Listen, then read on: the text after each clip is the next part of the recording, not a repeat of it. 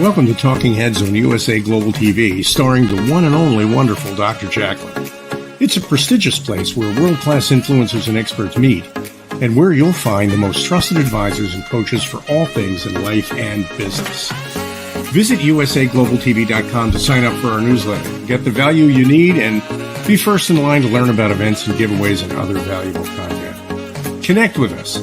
Email Dr. Jacqueline at usaglobaltv.com to talk about how you can become part of USA Global TV. That's USA Global TV, where the doctor is always in. Hello and welcome. Welcome to USA Global TV and radio, to the Talking Head Business Show.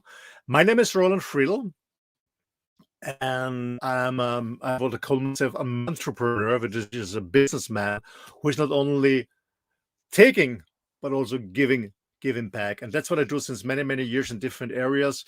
I run a company, international consulting coaching company, Spartan Performance Systems, where myself and my team, we consult, coach, train, spare businesses all over the globe in 9 different languages.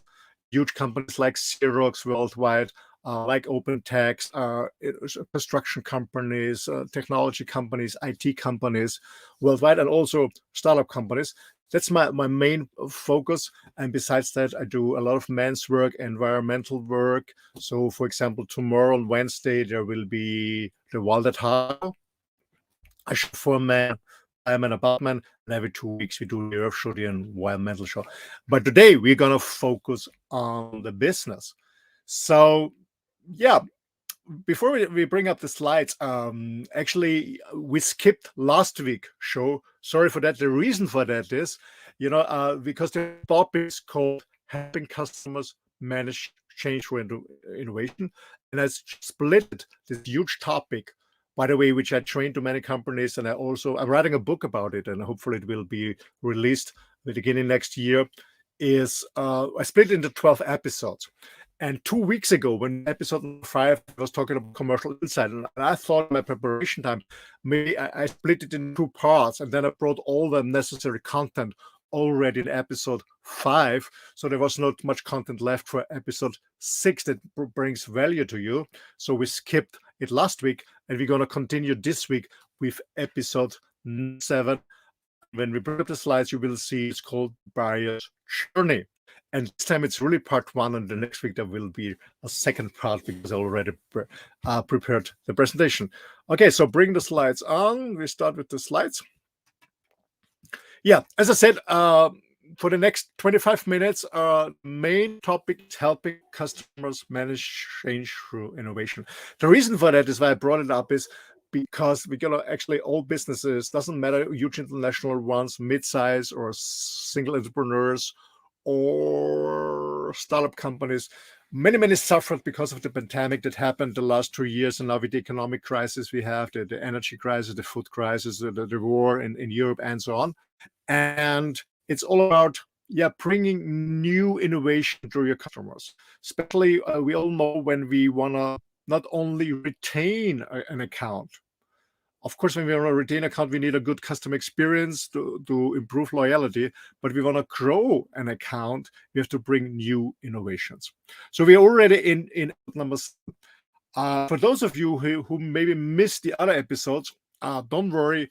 Go on YouTube, for example, put in USA Global TV and Radio, Talking Heads, Roland Friedl, and then you find all the recordings, or contact me directly if you want. Yeah, and as I said, today's topic in this episode, and it's actually part number 1, it's the buyer's journey. And those of you who saw all the other episodes from this module or the modules before, actually, I had a module talking about effective and efficient team meetings, and the second module was about control of attention, where you focus, meaning how to build up a high performance team under pressure. So if you want to see all the other episodes or all the other models, they're also recorded, so you won't miss that at all.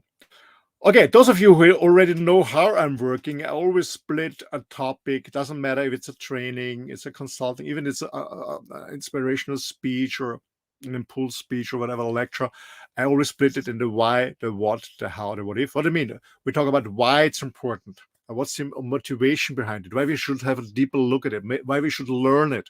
And we talk about why. Then we have a look at the what it is, what's the fact, what about it.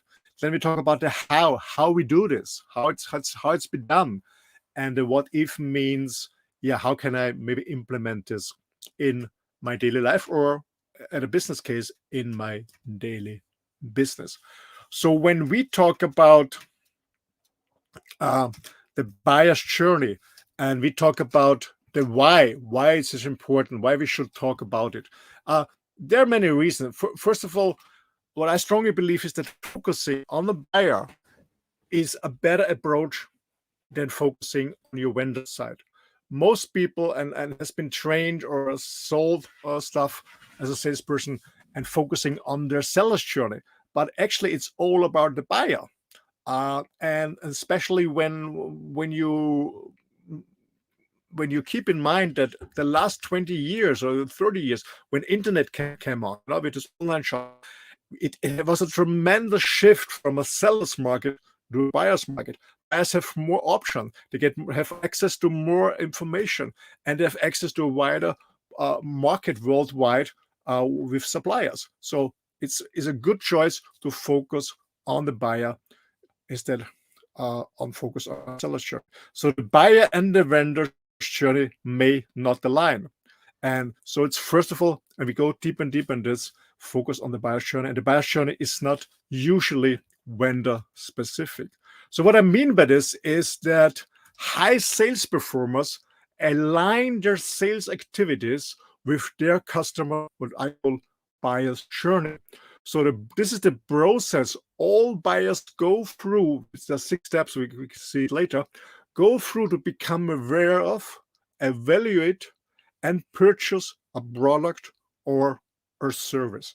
So the journey starts when the organization identifies a need to change and completes when the need is sufficiently qualified and quantified and a suitable solution is implemented. So it's a whole journey.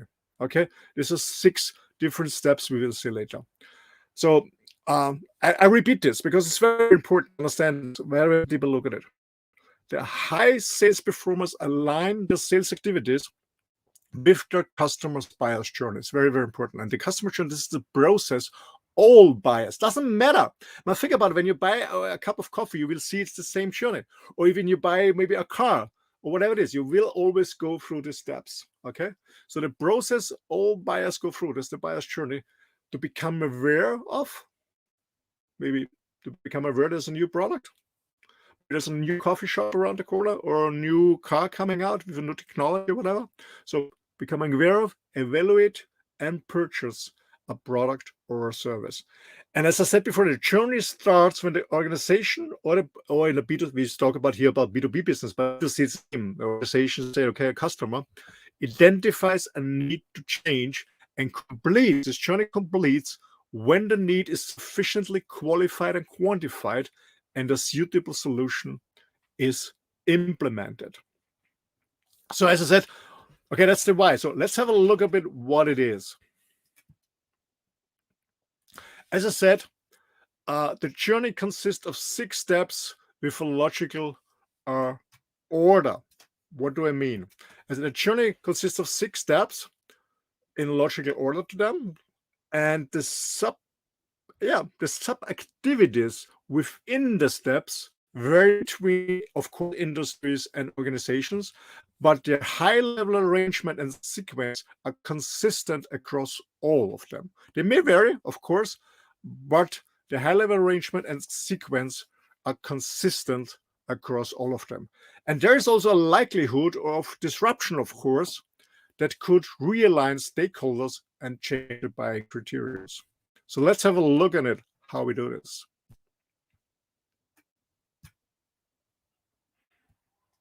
Oh, I did. Very good. Okay, we have to see this slide. So actually we have 6 different steps, as I said before. And And as I said, there are also disruptions in each step of them. Because disruptions actually are often invisible to the salesperson and may appear to be random changes in the buying process, actually with new requirements being brought to light by known or unknown stakeholders that come into the buying center, maybe later. So we can be the instigator or victim of a disruption, depending on whether we lead or follow the journey. That's very important. We have to go deep on that. If we lead a journey or we follow a journey, I will explain it later to you. And if we are late to join and need to disrupt to compete, we first have to identify which the customer is at and the need to change the chart to join. After that, we reassess the need to disrupt to detriment of any involved competitors. So we have to find out, and that's one of the most, for me, critical skills that a salesperson has to know, in which of the 6 is my buying center or my customer. When it's one person, it's maybe easier. When you have 6 person in a buying center, it's more challenging because, from my own experience, it doesn't mean that all, for example, you have normally buying centers between 6 and 10 people, depending on the size of the project, the size of the organization, and so on, with 6 to 8 or 10 stakeholders. And my experience is that mostly not all 6 or 10 stakeholders are on the same page at the same time. So maybe one is already in phase 1 or 2 or 3. So the major critical skill a salesperson has to have is find out where are my stakeholders in this different stages. So have a look at different stages. I don't know if you can see the slide, but I will read for it. The first stage is the discover phase. Okay. The first level, the first phase is the discover phase, where the need to change or the opportunity or the problem is first realized. So in the discover phase, the customer realizes there's an opportunity to be more successful, to be more sufficient, whatever it is, or they realize that there's some problems they have to fix, to stay in the market, to stay alive.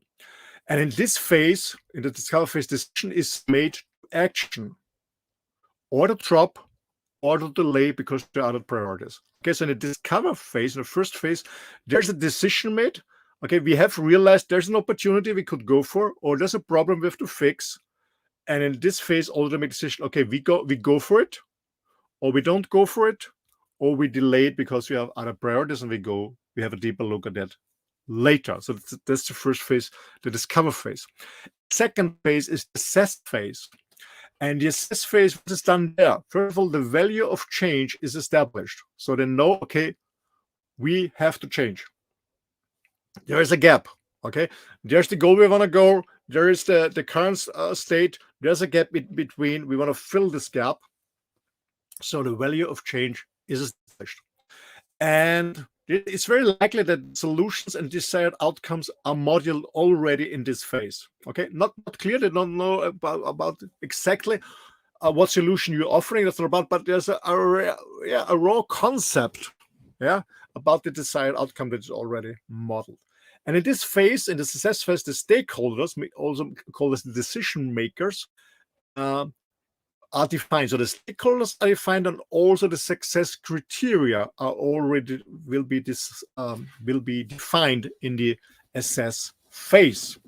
And nevertheless, of course, the budget also will be established based on the internal or third-party viewpoint. This is all in the assess phase. And after the assess phase, the buyer moves into the evaluate phase. In the evaluate phase, vendors are engaged for deeper evaluation. So that's why they call vendors, or they send an email to vendors, or contact their current vendor, their current business partner, say, okay, we have a need to change. We want to follow this opportunity, or we want to fix this problem. We made the decision. Yes, we go for it.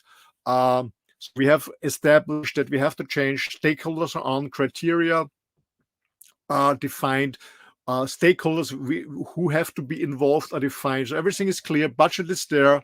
Okay, we contact the vendor. meaning when we are not proactive. Okay, when we are proactive, we all, of course, we see this later. We will encourage the customer to go into discover phase. Okay, but in this phase, we are not proactive. We're just active. We get contacted by the customer. So vendors are engaged for deeper evaluation. Vendor offerings and capabilities become visible. So in evaluate, you show the solutions, you show up yourself, and you show your solutions, meaning this your capabilities. And also stakeholder views and biases become visible. Okay, so it's clear if the stakeholders like you, become a friend of you or a supporter of you, or they're neutral, or maybe even a blocker, or maybe they're biased views also. This will also visible and in this phase. And last but not least, priorities, needs, and solution specifics are likely to deviate. Okay, that's in the evaluate phase. In the next phase, we come to the confirm phase. In the confirm phase, meaning you presented your solution, yeah, so it's clear the goals where they are. The goal could be go for an opportunity or fix a problem. Assess phase, it's clear what they need. Everything is evaluated with you. You showed your solution, everything's in, and you go to the confirm phase. And in the confirm phase, the solution will be more specific. So maybe you have to change some different costs, and also return of investment are scrutinized. The risk of buying wrong, buying a wrong service, a wrong not suitable product, or not continuing doing nothing is also considered in this phase, in the confirm phase. Vendor assurances on implementation are also thought, and the stakeholders, all stakeholders at the end, buy-in is sought to reach consensus. That's the confirm phase. And from this phase, we go to the next phase, to the commit phase. This means that price and terms are already prioritized, negotiated priorities. Deal structure and price are aligned to cost expectations. Okay, so your deal structure, your price aligned with their cost expectations. Price is negotiated, as it says, maybe to reduce the exposure, and decisions are made on what to concede to get the best value. That's in the commit phase. And the last phase is the implementation, of course. That's where the journey ends, with the implementation, meaning you as a vendor, you deliver, of course, and the vendor, your delivery versus your promise will evaluate it. Okay, did you deliver what you promised? That will be evaluated. Compensation for under delivery is maybe expected. Solution, performance, and return on investment are monitored, and solution adjustments and upgrade expected as needs change. These are the 6 steps. Discover phase, go to assess phase, evaluate phase, confirm phase, commit phase, and implement phase. And that's what I said is the buyer's, what they call a buyer's journey. So now let's have a deeper look on, as I said, of course, there are disruptions everywhere. Each phase there are disruptions, of course. And as I said, especially, as I said before, you can be an instigator or a victim of a disruption. So be always prepared. There are disruptions depending on whether we lead or follow the journey, what I said. Okay, when we lead the journey from the beginning, it's easier to be prepared for disruptions. When you follow disruption, a little bit challenging, but we can also handle this. And if we are late to join, as I said before, and need to disrupt to compete with a competitor, we first have to identify which step the customer is at or need to change. So we have to start the journey, and after that, we reassess the need to disrupt to detriment of any competitors. Especially, for example, when you're in a production environment, the customer's buying decision will be operationally and financially motivated. Thus, their journey, we evaluate the risk and reward of the need of change. So therefore, we need to align our sales activities with the customer and move the journey forward. As you can see on this slide, maybe you'll say, okay, I understand this. There's a buyer's journey, how a buyer follow each step. maybe you realize it yourself when you think about how you purchase a coffee, how you purchase a car, whatever. You go through different steps. But how about the selling process? Of course, it's not about giving up the selling process. It's more about realizing that there is a buyer's journey, and then you have to align it with your selling process. That's all about it.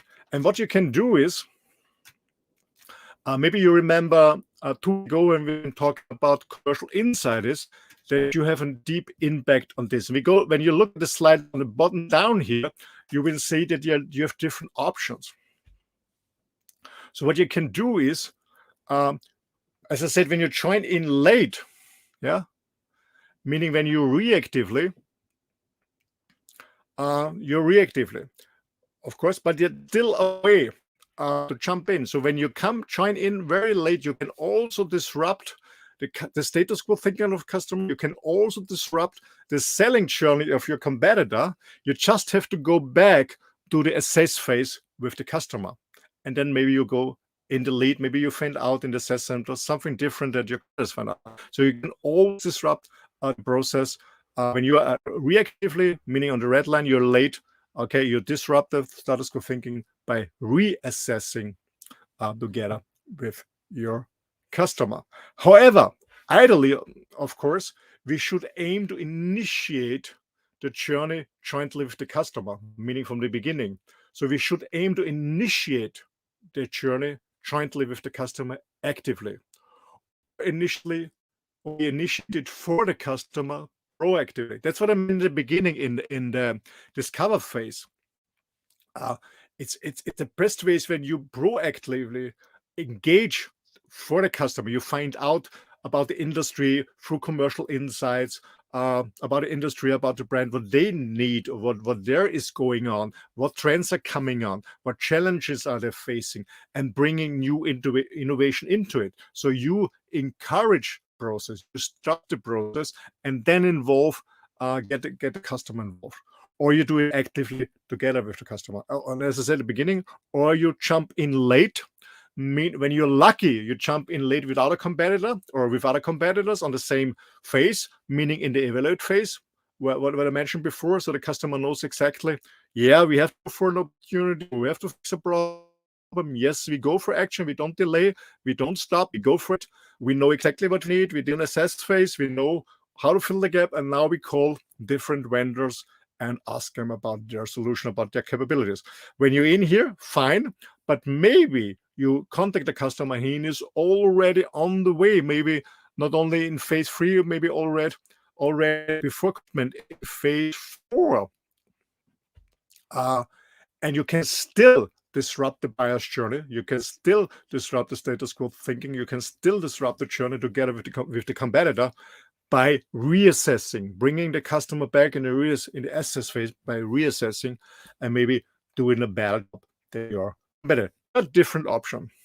So say this way, we can manage the journey and fend off competition, as we will have established a strong need to change. It's always about establish a strong need to change, to disrupt the status quo thinking. And as I said before, we can do this, and I'll show you later. And yeah, so when we are strong need to change established and have been present from the get-go, that's the perfect way. However, as I said before, joining late means that we must disrupt the journey. This can be difficult, and when competitors are firmly engaged. It can be difficult, but it's not impossible. And what is very helpful is commercial insight. Please, if you missed 2 weeks ago, episode number 5 about commercial insight, go there, have a look at commercial insight. Commercial insight can absolutely it can impact the buyer's journey in several ways. It can initiate a new journey, of course, the best way. It can advance an existing journey, very good too, where you have control. Or you, as I said before, you can disrupt the journey where our competitors have control. Okay, so please go back to commercial insights. Very, very important. You can use it as initiate a new journey. you can advance an existing journey together with company, or when the competitor is already in, you can disrupt the journey when your competitor has control and bring it back on your side. Good. The what if? Yeah. And actually, there is no what if at the moment because there is something missing. We talk about proactively, actively, and so on much deeper in the next chapter. So, in the next episode. So, next week, same time, same station, in episode number 8, I will do for you the second part of the buyer's journey. We will go deeper. So, please come again next Wednesday and we continue the buyer's journey because it's so important. It's so important. Yeah, to have a deeper look at the buyer's journey, understand, have a total understanding how customers go from stage to stage, how a buying center, the stakeholders go from stage to stage, where there's disruption, how you can over, and on so on. And of course, yeah, sorry for that. It's not on Wednesday, it's Tuesday. It's Tuesday today. It's Tuesday. So next Tuesday, we are going to continue with the episode. So far, thank you so much for listening. And if you need more information, you want to go deeper, you really want to implement this to your Salesforce, you're more than welcome to contact me. Maybe you go on the website, it's www.rolandfriedl.com. I will spell it for those of you who are listening on a radio station or podcast. It's ROLANDFRIEDL.com.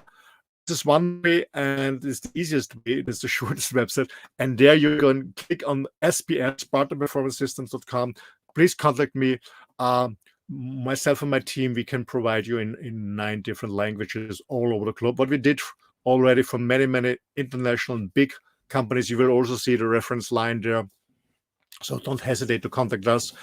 And yeah, make your Salesforce stronger with more self-esteem, and be more successful by helping your customers becoming more successful by managing change through innovation. Thanks a lot. And if you love the content, if it's of value of you, come back next Tuesday, continue the journey.